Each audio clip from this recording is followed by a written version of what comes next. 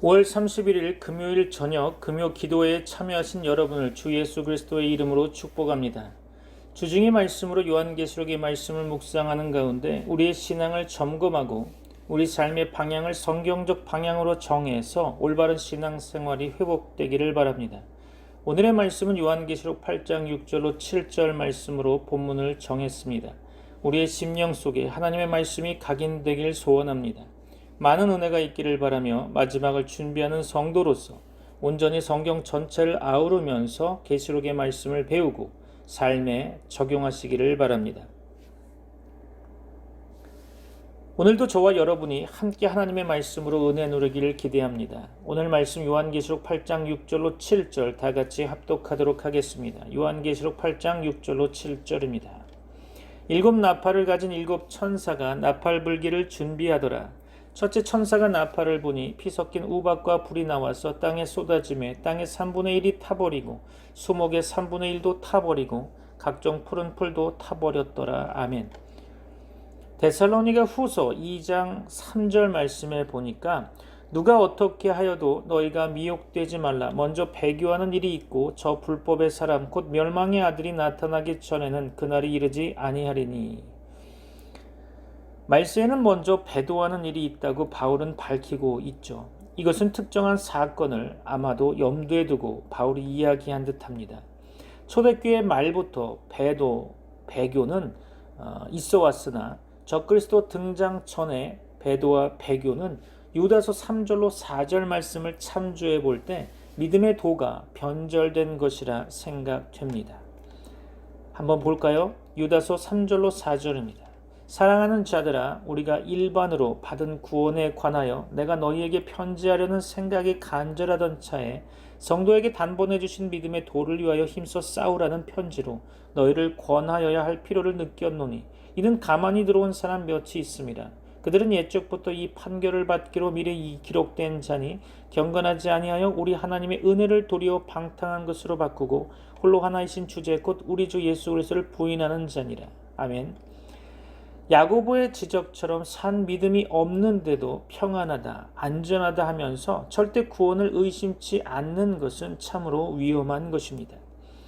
예수님이 누가복음 18장에서 과부의 원한 맺힌 기도를 말씀하시면서 인자가 올 때 믿음을 보겠느냐 라고 말씀하셨는데 이는 말세에는 믿음에 있어서 많은 변절을 예언한 말씀이 아닌가 생각해 봅니다.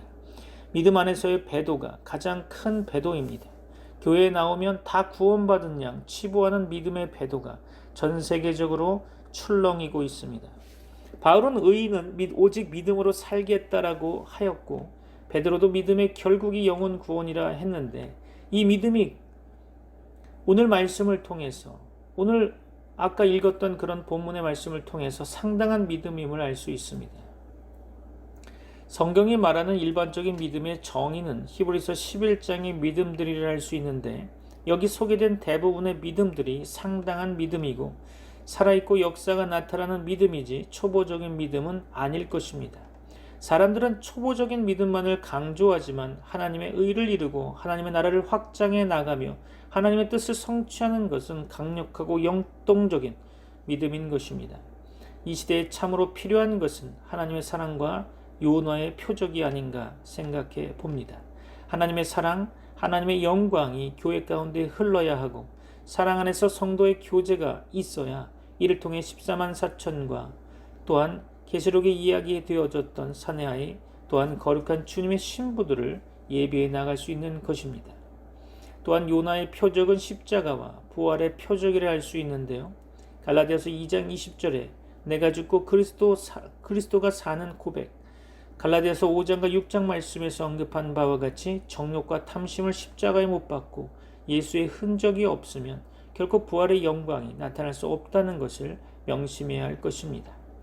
이러한 삶은 초보적인 믿음으로는 되어지지 않는 부분이죠.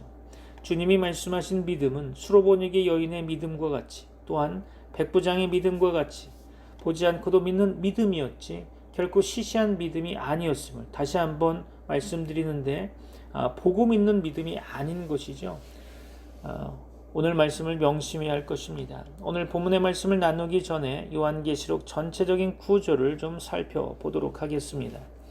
앞으로 자주 언급할 것이니 기억해 두심이 좋겠죠. 요한계시록의 전체 숲을 보고 그리고 나무를 살펴봐야 방향을 잃어버리지 않을 것입니다. 먼저 계시록 1장은 요한계시록의 서론에 속하며 예수 그리스도의 계시임을 밝히고 있죠. 2장과 3장은 7교회에 보내는 편지를 통해서 예수님은 누구신지 밝혀주고 있고 교회들의 특징을 서술하고 있으며 예수님의 권면과 이기는 자에게 주어지는 보상에 대해 언급하고 있습니다.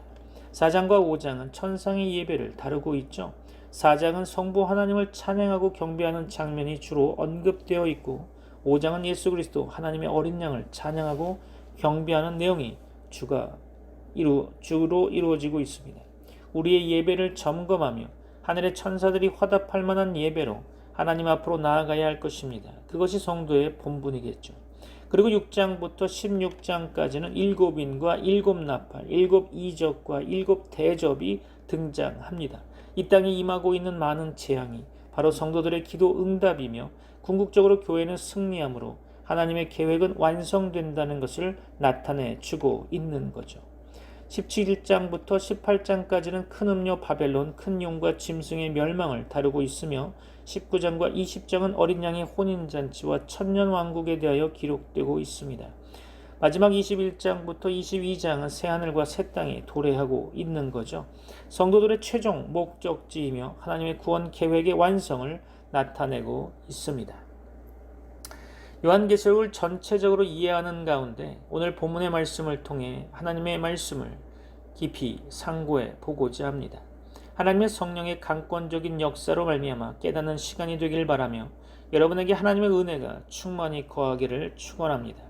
여러분을 사랑하며 축복합니다. 오늘은 첫째 나팔을 천사가 불었을 때 나타나는 결과를 언급하고 있습니다. 첫째 천사가 나팔을 보니 피 섞인 우박과 불이 나와서 땅에 쏟아지매 그렇죠. 이는 출애굽의 우박 재앙을 연상케 합니다. 출애굽기 9장 23절로 24절이죠. 모세가 하늘을 향하여 지팡이를 들매 여호와께서 우레소리와 우박을 보내시고 불을 내려 땅에 달리게 하시니라. 여호와께서 우박을 애굽 땅에 내리심에 우박이 내림과 불덩이가 우박에 섞여 내림이 심히 맹렬하니 나라가 생긴 그때로부터 애굽 온 땅에는 그와 같은 일이 없었더라. 아멘. 한 구절 이어서 더 볼까요? 출애굽기 9장 26절입니다. 이스라엘 자손들이 있는 그곳 고센 땅에는 우박이 없었더라. 아멘. 그렇죠. 애굽 백성과 이스라엘 백성들은 서로 다른 거죠. 이스라엘 백성을 구별하신 분이 바로 하나님이십니다. 오늘 본문에서 첫째 천사가 나팔을 부니 피 섞인 우박과 불이 나와서 땅에 쏟아지매 땅의 3분의 1이 타버리고 수목의 3분의 1도 타버리고 각종 푸른 풀도 타버렸더라. 그렇죠? 첫째 나팔의 재앙은 땅과 수목, 각종 푸른 풀이 곧 농작물에 대한 심판, 즉 기근을 의미하고 있는 거죠. 이는 계시록 6장에서 셋째 인의 재앙과 유사합니다. 이렇게 요한계시록은 복음을 반복적으로 기록하고 있습니다. 구약에서도 이 부분을 언급한 부분이 있죠. 에스겔서 5장 12절입니다.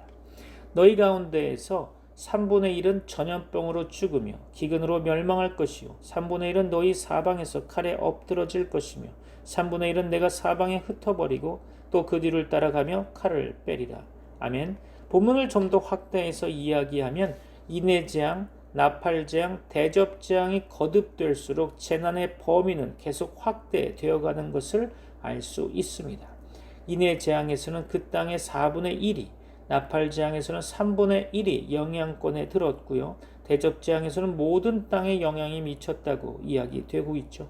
우리가 여기서 오해하면 안 되는 것이 인해재앙이 마치고 나면 그 다음으로 나팔재앙이 닥쳐오고 나팔재앙 이후에 대접재앙이 오는 것으로 알면 안 됩니다.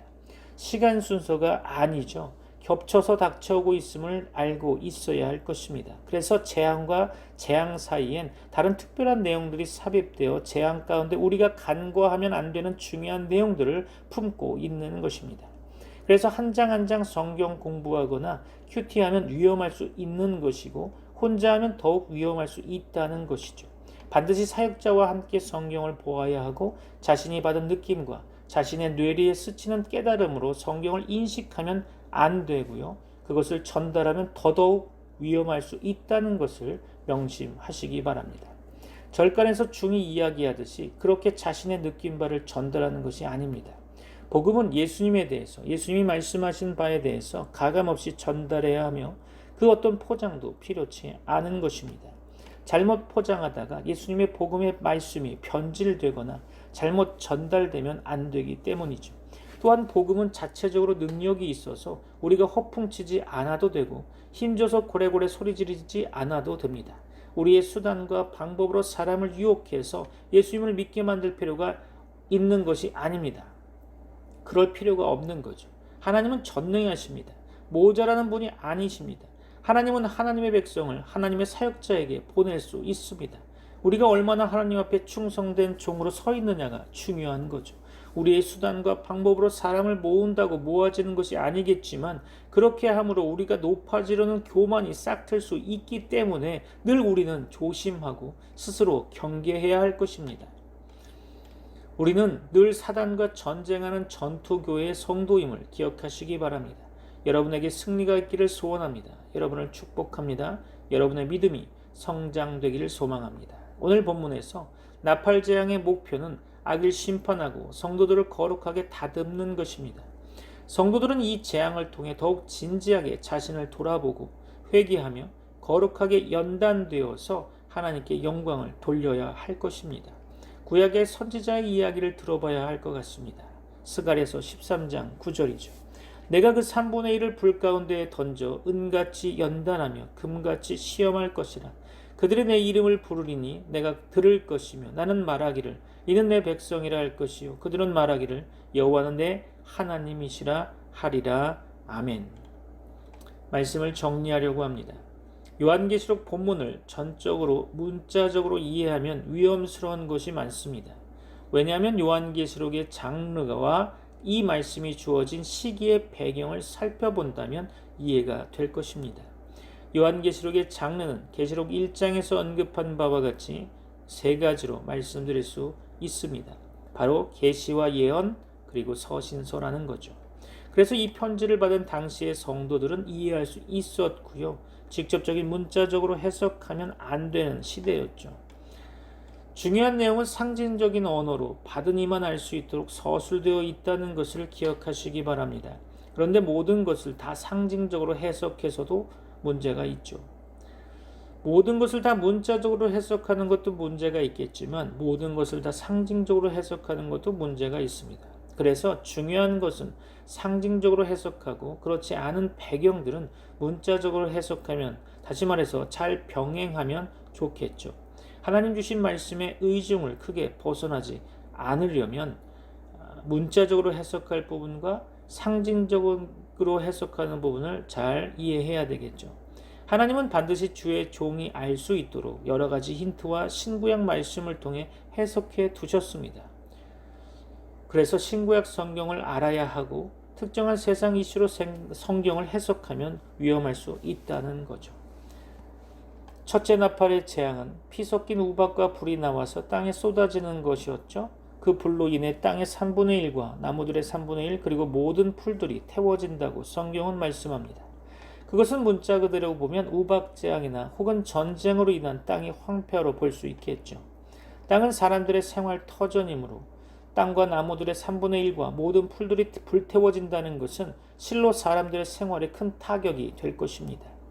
그러나 땅과 나무들의 3분의 1만 타고 나머지 3분의 2가 남겨지는 것은 성도들을 위한 하나님의 긍휼하심이며 예비 성도들을 구원하시기 위한 하나님의 사랑의 표현일 것입니다. 자, 말씀을 마무리할까요? 오늘 본문은 7 나팔 환상 중에서 첫 번째 나팔 환상입니다.